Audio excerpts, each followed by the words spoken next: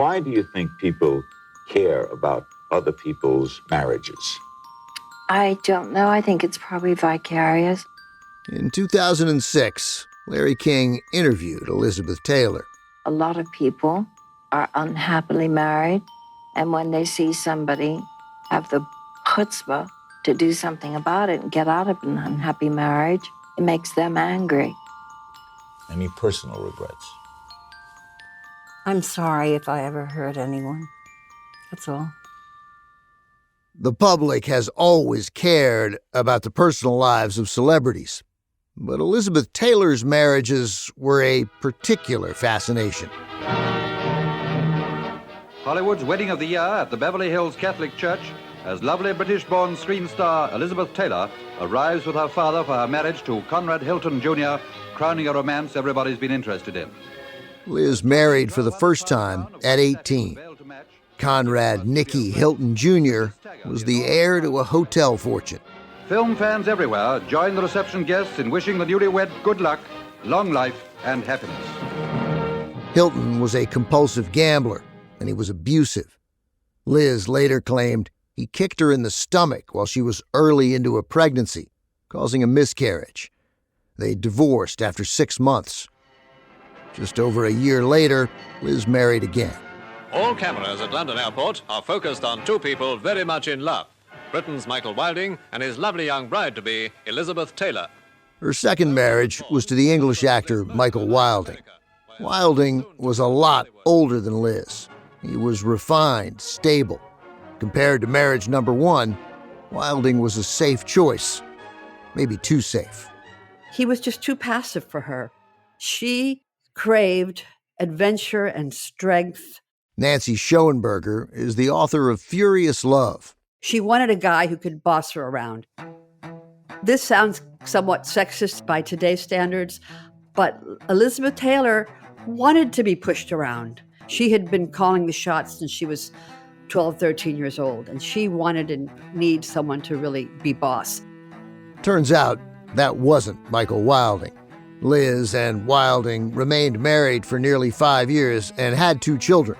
They officially divorced in January 1957, but had separated months earlier. That's when Mike Todd made his move. The day after my separation from Michael Wilding, Mike called me and said he had to see me right away. He said I was to meet him at MGM at 2:30. Mike Todd came from a working-class family. His father was a poor rabbi. He didn't have much traditional education, and he worked in construction before landing in Hollywood. He was a tough, conniving, strong character with big, big ideas. Michael Todd, Around the World in 80 Days. Todd produced Around the World in 80 Days, the Best Picture winner of 1956. He also invented a widescreen 70mm film format, which he named Todd AO. He was an impresario and kind of an entrepreneur, a great salesman, and a powerful, tough personality. So when Mike called and said, "Meet me at MGM," Liz ran. In a 1968 television special, Liz remembered waiting and waiting for Mike to show up. Mike charged in, rather like a bull. He just charged in without saying a word to anyone. And he came over to the table, and he grabbed me by the arm, still without saying a word, just dragged me out of the office, down the corridor, shoved me into an elevator, still not speaking. Started in on a spiel that lasted about an hour and a half without a stop, saying that he loved me and that there was no question about it, but we were going to be married. Well, I just sort of looked at him and, well, I guess rather the way a rabbit looks at a mongoose, I was absolutely hypnotized. For those of you who aren't up on their small mammals, a rabbit is prey for the predatory mongoose. Liz and Mike married in February of 1957. Liz had a child with Mike Todd, her third. She often said he was the love of her life, though it wasn't always easy between them. They were stormy people. Mike could be violent, but to Liz, it seemed like his temper was merely a sign that he cared. She liked goading Mike Todd into fighting with her. She just needed someone to stand up to her. In March 1958, just 13 months after their wedding, Mike Todd boarded his private plane, the Lucky Liz, for a trip back east. Elizabeth had planned to go, but stayed home with a fever. The plane crashed in New Mexico, killing Mike Todd and 3 others on board. Liz grew sick with grief. She stopped eating, almost dropped out of the movie adaptation of Cat on a Hot Tin Roof. As Liz mourned, she sought comfort in the arms of Mike's best friend, Eddie Fisher. May I sing to you? May I sing? And that's where Richard Burton found her 3 years later, through the worst of her grief, biding her time in a marriage that didn't excite her. Liz was again the rabbit. This time, Richard was the mongoose.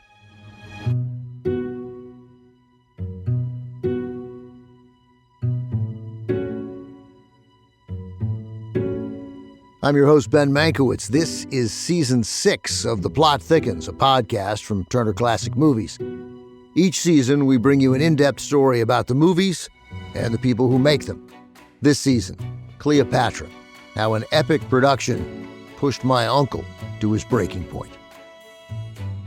This is Episode 4, Le Scandale.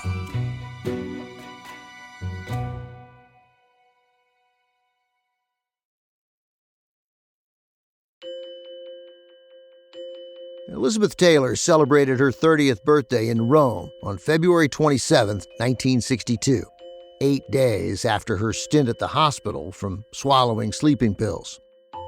Liz was on an emotional roller coaster. One day she was elated, the next a wreck. On good days, she and Richard referred to their secret affair by a French word, le scandale. On bad days, they fought, like when Richard started spending time with another woman.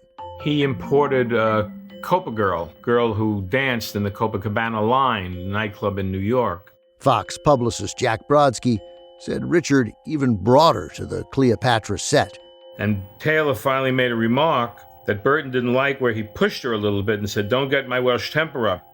So you can see that we were sitting on a powder keg while all of this was going on. This was no love triangle or even a love square. This was a love pentagon. Liz's husband, Eddie Fisher, joked about it years later. Not only was he cheating on his wife, he was also cheating on his girlfriend. I'm sure it was great for his ego. Some days, Liz would intentionally delay filming to punish Richard. Miss Taylor feigning flu, my uncle Joe Mankiewicz wrote in his diary, part of her war upon Burton. After a while, Richard grew bored of the Copa girl, and she disappeared from set. He went back to Elizabeth.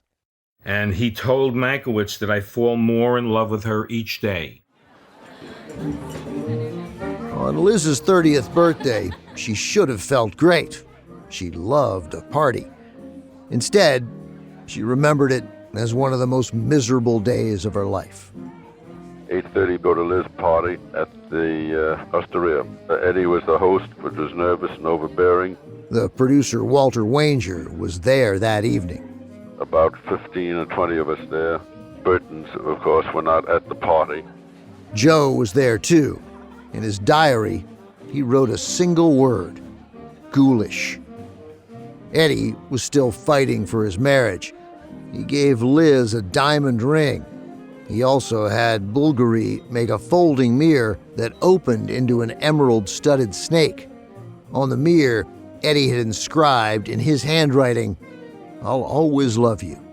This was another effort of Eddie to try to handle the situation. It was a macabre affair, quite unhappy. Liz didn't care about the gifts or the party or Eddie. All she could think about was Richard. He hadn't even sent flowers. Meanwhile, the press was on the hunt for a photograph of Richard and Liz, some confirmation of the affair. Papers were full of gossip. Brodsky says Richard didn't understand all the attention. He said to me one day, "I don't know why all this fuss. I always sleep with my leading ladies, except for Julie Andrews." Richard had always been able to keep his affairs separate from his life with Sybil and their 2 kids, but this was different. This was Liz Taylor he was rumored to be having an affair with. She was better known than most world leaders. He said, "This is the most outstanding thing that's happened to me. It's like sleeping with Khrushchev." Richard was eager to put an end to the speculation and gossip. He was quoted in the press saying he had no intention of divorcing his wife. Liz was furious. "Forgive me, Divine Majesty, there has been a marriage." For the movie, though, the timing was perfect. And Lord Antony. They were filming a scene where Cleopatra finds out Antony has deserted her for another woman. Leave me. Cleopatra begins to tremble and goes into Antony's bedroom, picks up a dagger and slashes all of his clothes. She stabs the drapes and his bed sheets, then collapses onto his bed and sobs. Liz nailed the scene in only a few takes. That night, my Uncle Joe wrote a rare phrase in his diary: "Finished early." But Liz had stabbed so violently, she hurt her hand and needed an X-ray. She was out of work yet again. More money down the drain. In mid-March, a photographer named Elio Sorci made his way over to the film studio, Cinecittà. He crouched under a car with his camera. What Sorci wanted was a single shot: Richard and Liz together. Sorci waited, gripping his camera, all day under that car. His patience finally paid off. The photograph he captured shows Liz and Richard kissing outside Cinecittà. Elio Sorci sold the photograph for a reported $8,500. The shot went to press on March 26th. Soon, the photo was on the front pages of almost every major newspaper in the United States. Patrick Humphreys wrote a book about Cleopatra. You cannot over-exaggerate just how fascinated the world was in this affair that was going on under the eyes of the world's press. Fox publicist Jack Brodsky had to deal with the fallout. It became an absolute insane asylum in Rome. Around the time the photo hit the papers, the entries in my uncle's diary stopped entirely. Joe's last full entry came 2 weeks earlier. Wednesday, March 16th. Slow, laborious start, much heaving and sighing by Miss Taylor. And then, toward the bottom of the entry, he wrote, "Direct, right, hotel, alone." Hume Cronin played Cleopatra's advisor. Cronin saw how stressed his friend was. The picture I remember most vividly of Joe in those dark days, with the telephone ringing every few minutes with a new crisis, were him sitting with white gloves on. White cotton gloves. These were editor's gloves, made for people handling film reels to keep the strips safe from oily fingers. Vanity Fair writer David Camp says Joe needed them for a different reason: red, itchy welts. His fingers were too raw and pulpy and exposed from the stress of this experience.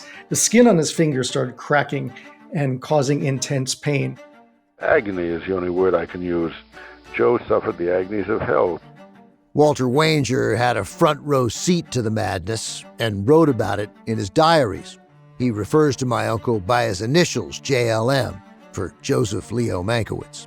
I get home early with a message from JLM. He's upset about Liz Burton's situation. He was so involved in this psychiatric romantic situation that he neglected his script again. On set, Joe needed to appear calm and in charge. He relied on his wit, like one time when the phone rang. And Joe said to me, "Answer, let's see who it is."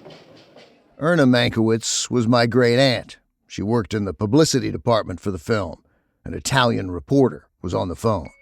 The newspaper men were on our necks night and day. This one was trying to find out if Elizabeth truly was having an affair with Richard, or, get this, if she was sleeping with my Uncle Joe.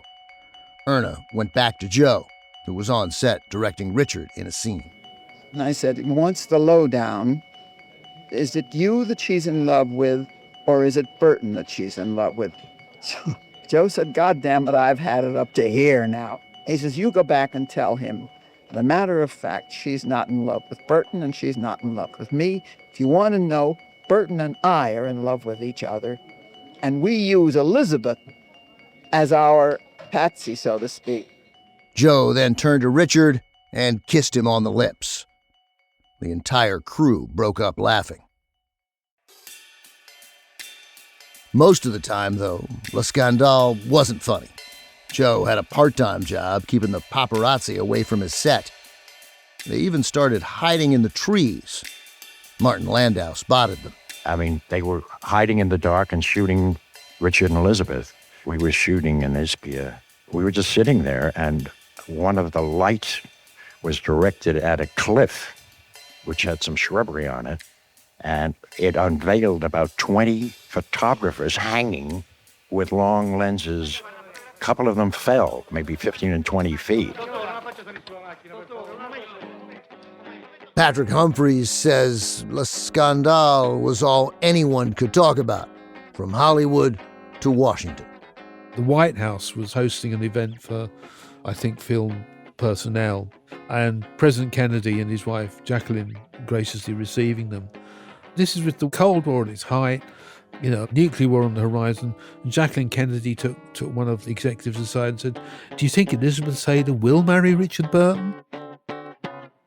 But the bigger problem for Joe was closer at hand, the Vatican. The Vatican denounced it, and we're in Rome. That's Joe's youngest son, my cousin Tom Mankiewicz. The Pope didn't weigh in himself, but the Vatican newspaper published an opinion piece that criticized the affair and called Liz immoral, using a very creative turn of phrase, erotic vagrancy. In those days, the Vatican really did hold a lot of sway in Rome, in all of Italy, so the pressures were enormous. Liz received death threats mailed to her villa. It was awful, and awful timing, too. An important shoot was coming up. Joe's showpiece, a scene that made Liz extremely anxious. Cleopatra's arrival in Rome, the procession. The Queen has given instructions for the procession to move as slowly as the people wish, for their full enjoyment. I would say the procession is actually, to this day, the best scene in the film. That's Vanity Fair writer David Camp. There is no CGI at all. This is all real. It's all as captured on film. It's incredible. This wasn't the first time Joe had tackled the procession. Remember, they tried to film it 6 months earlier, but were rained out. Back came the acrobats, the dancers, and the elephants, along with thousands of extras. All assistant directors to crane location. Mr. Mankiewicz, Joe planned for close-ups, medium shots, and crane shots. The Vatican editorial had come out a few days before the shoot. Those Italian extras were on Elizabeth's mind. She's worried that they're all going to be pelting her and screaming at her because these are Roman extras. She thinks they're all going to hate her because the Vatican has condemned her. And all personnel stand by. Camera crews report to position. Joe sat on the crane so he could see above the crowd. First take, first scene. He took his pipe out of his mouth and at 10:52 in the morning, calmly called action.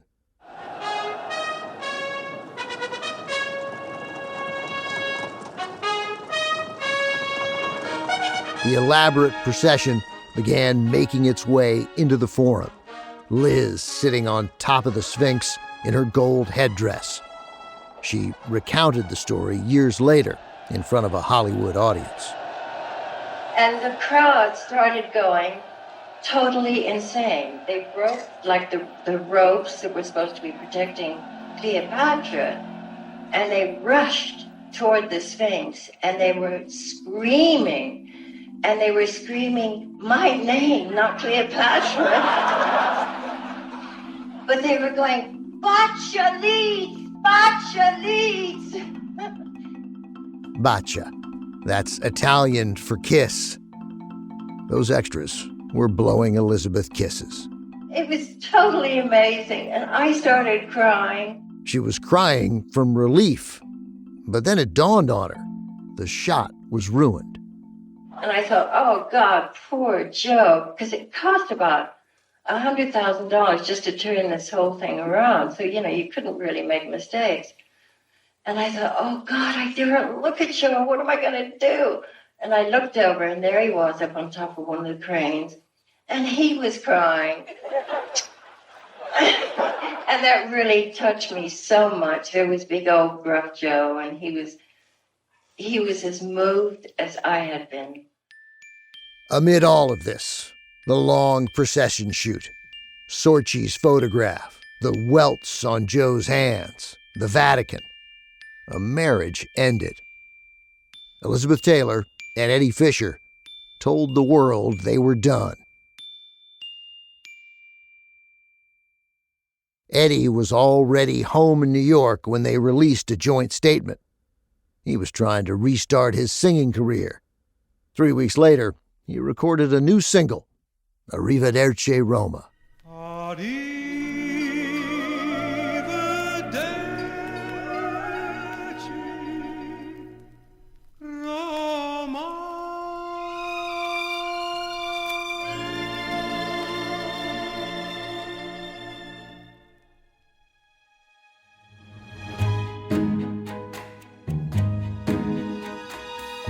We'll be right back after a short break.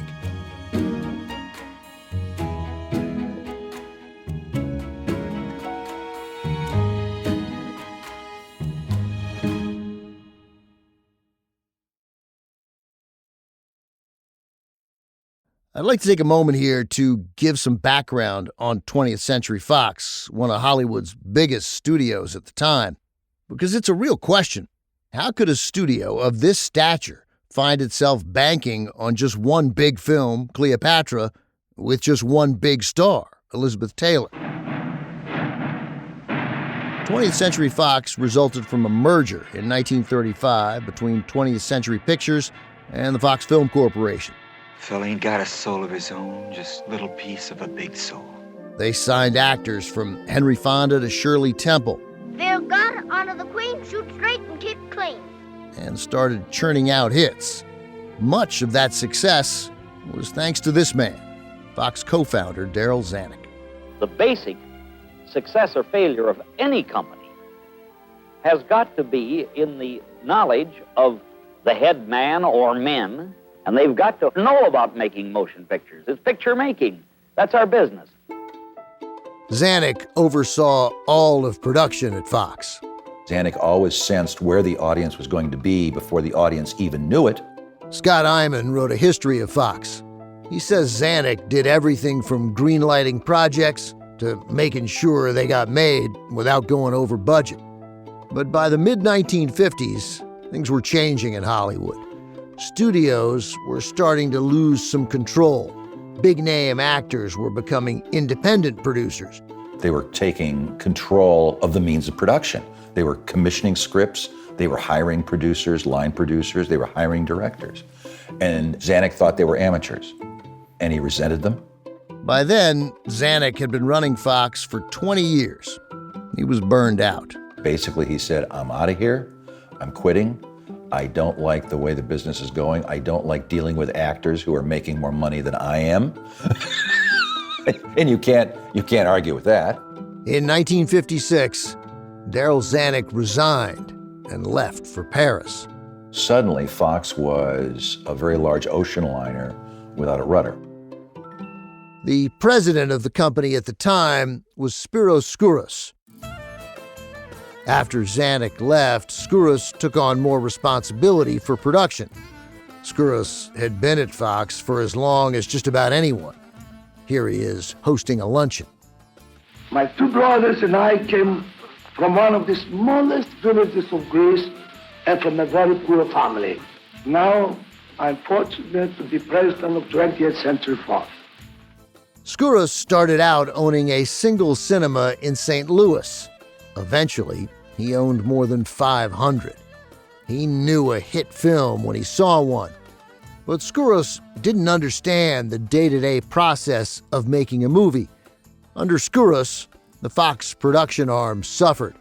He made all the wrong choices at all the wrong times. He green-lighted a couple of pictures that had no possible audience except Greeks. I'm told the Greeks are holding some sort of assembly at Corinth. That were pure vanity productions.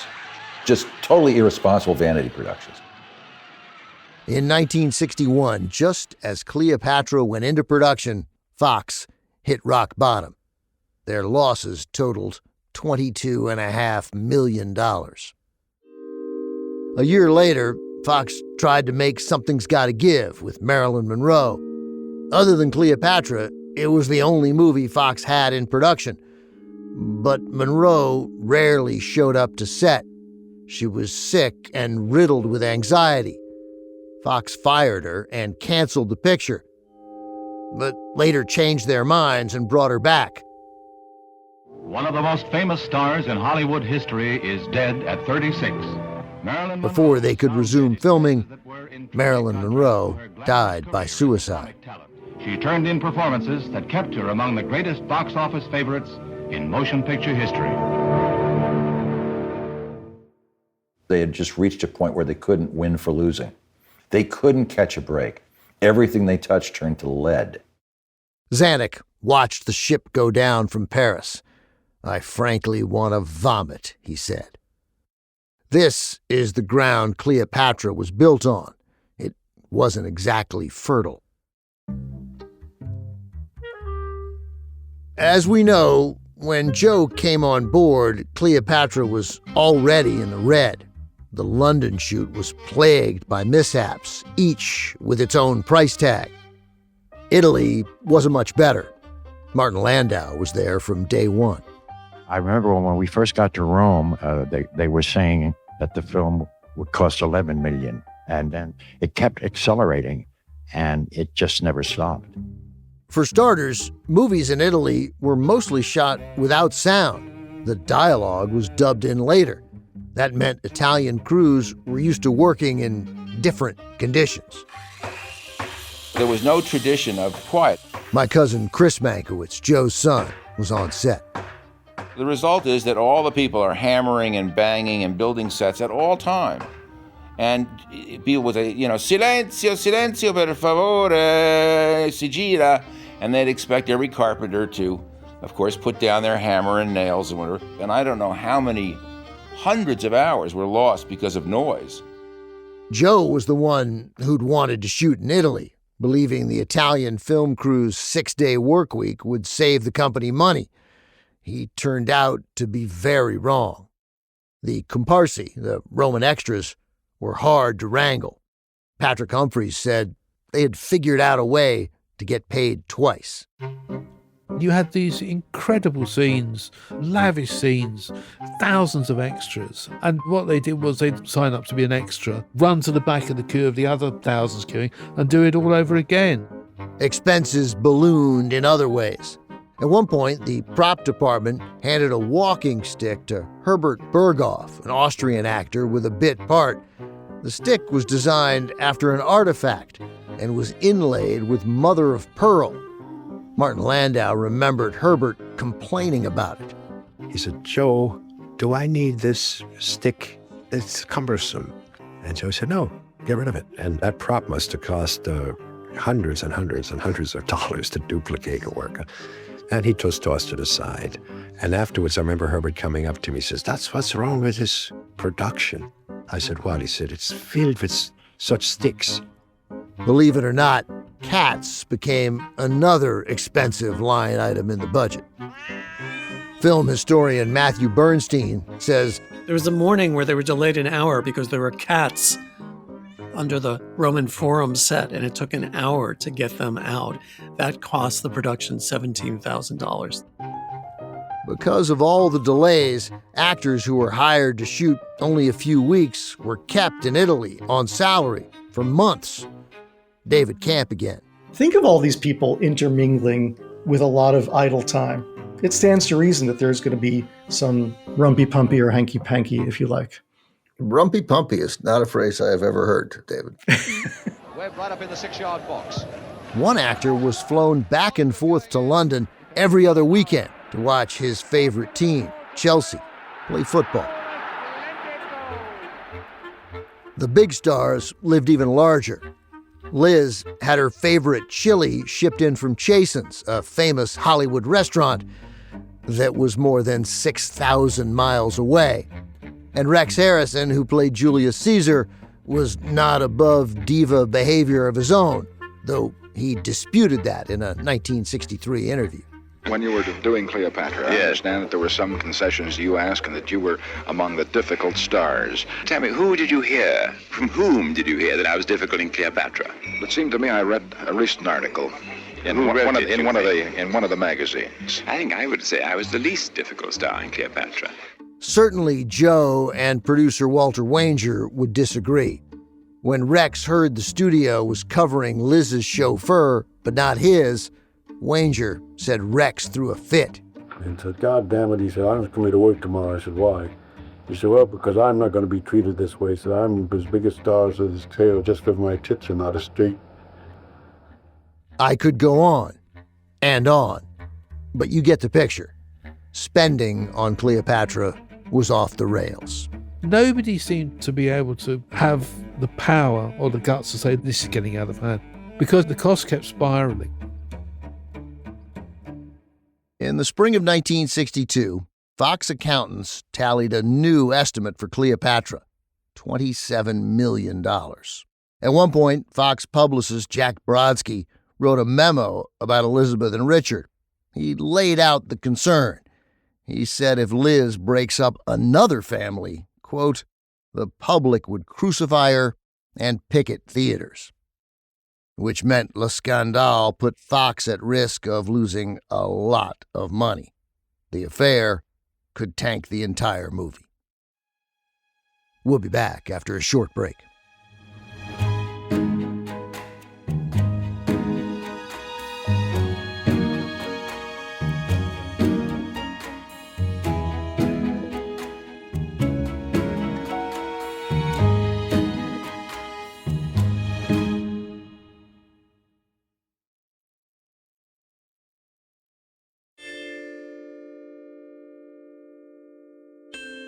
On a Saturday, April 21st, at 2:30 in the morning, the Cleopatra Company wrapped a night shoot. They weren't due back for 3 days because of the Easter holiday. Liz and Richard promised Walter Wanger they would keep out of the public eye. But the next morning, Wanger said they up and left. I begged them to let me know where they were going, for he said they wouldn't, see, but I did know, but I couldn't protect them because he didn't tell me in time. They landed in Porto Santo Stefano, a coastal resort town 85 miles north of Rome. Richard's housekeeper, Bianca, traveled with them. Bianca was dating one of the paparazzi and tipped him off to their whereabouts. David Camp says they were hounded by photographers. They're following them, and they get all these photos of them sunbathing in bathing suits on rocks, and they just feel trapped. During that trip, they get into some sort of argument. What happened next isn't entirely clear. What we do know is that around midnight on April 23rd, Wanger received a troubling phone call. Liz was in the hospital with a black eye and bruising around her nose. And the question is, did Burton give her those bruises? Was it a violent fight? There are conflicting accounts about what caused the injuries. Richard told Wanger his version of events. Elizabeth had an accident somewhere which was described as she got out of the car at the hospital, she fell and blackened her eye. This was the one time when she took an overdose and she was really in danger. Liz had a different story. I asked Elizabeth Taylor myself. She, after one of her blow-ups with Burton, hires a taxi to take her back to Rome. And she said, I was stretched out on the back seat taking a nap. We swerved around a curve and my face banged into the ashtray on the door. And that's why I had the bruises. That sounds rather like a story that an abused woman would provide, but we don't know. Liz didn't return to work for a couple of weeks so her bruises could heal. Then she shot a scene that, as Wanger wrote, had his heart in his mouth all day. Cleopatra slaps Mark Antony. He then knocks her to the ground. Normally, Liz's stunt double would have handled the action, but Wanger says Elizabeth Taylor insisted on making the fall herself. Joe called action. If he were in your place, would I find Caesar here, do you think? An endless self-pity. Self-pity again, you repeat yourself. They hit each other. Then Liz fell to the ground. They did at least 2 takes in front of the entire crew. Elizabeth, prone to illness and injury, thought of as fragile by everyone on set, fell to the ground each time. And each time, she stood up, determined. When they wrapped at 6:15, Wanger wrote, I was mightily relieved we got through the day.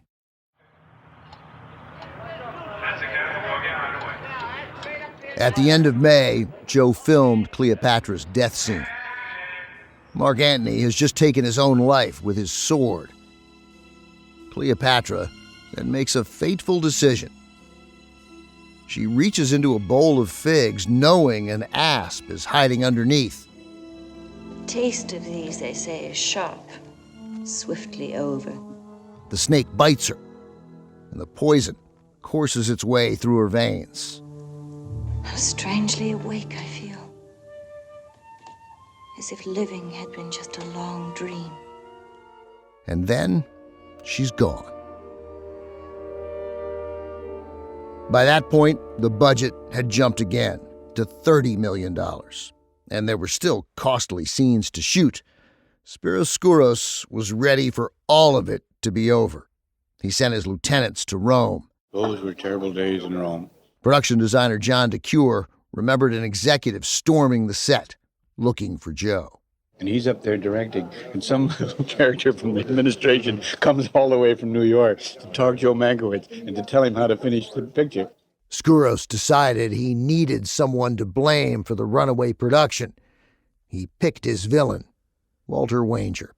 Skouros thought Wanger had been acting more like an observer than a producer, letting Joe do whatever he wanted. So on June 1st, 1962, Spiros Skouros fired Walter Wanger. He was insulted, he was hurt, he was humiliated. Matthew Bernstein says the decision nearly killed Wanger. He suffered considerable mental and physical stress when this happened. You know, he wrote his lawyer about his blood boiling. He was advised by his doctor his blood pressure was way up and he had to watch it. Wanger vented about it in his diary. I've been so unsuccessful in achieving my ultimate dream in Cleopatra.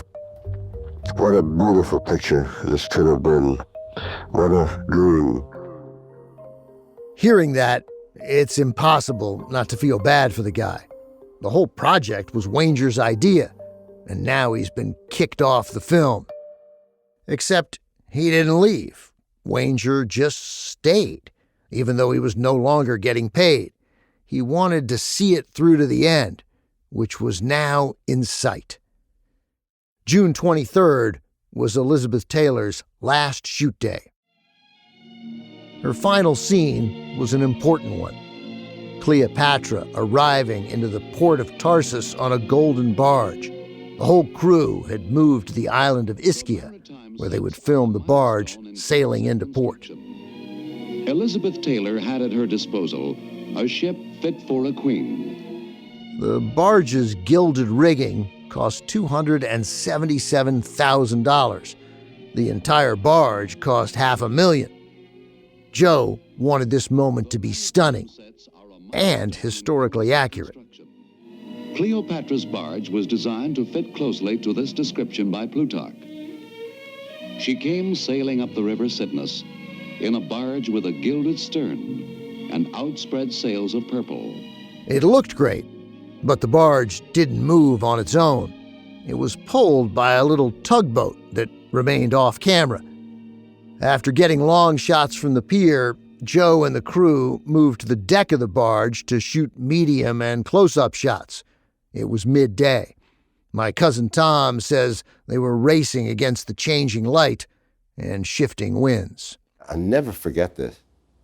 It took so long to get the boat in the right position, and everybody's getting a little uptight. And finally, after an hour and a half, they're ready to shoot, rolling. All of a sudden, one of the assistant directors said, "Hold it, the sails aren't down. How's this barge moving?" They forgot to put the sails down. Everyone turned and looked at Joe. He was fuming. A year of pent-up frustration charged to the surface. I thought he was going to blow. And an executive from Fox who was on the boat said, "Now, Joe, you've got to calm down. This has nothing to do with you. Somebody..."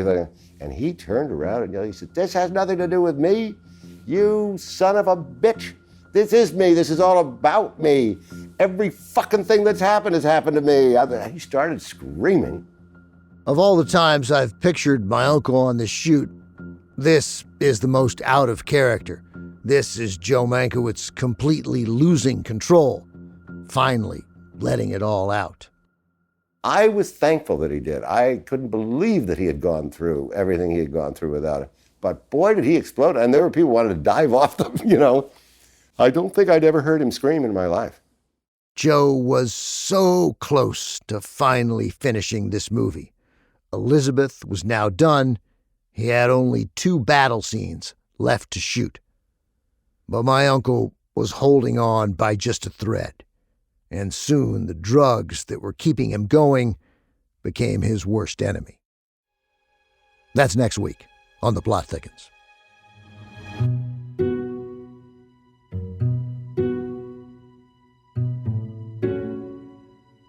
Angela Carone is our director of podcasts. Story editor is Rob Rosenthal.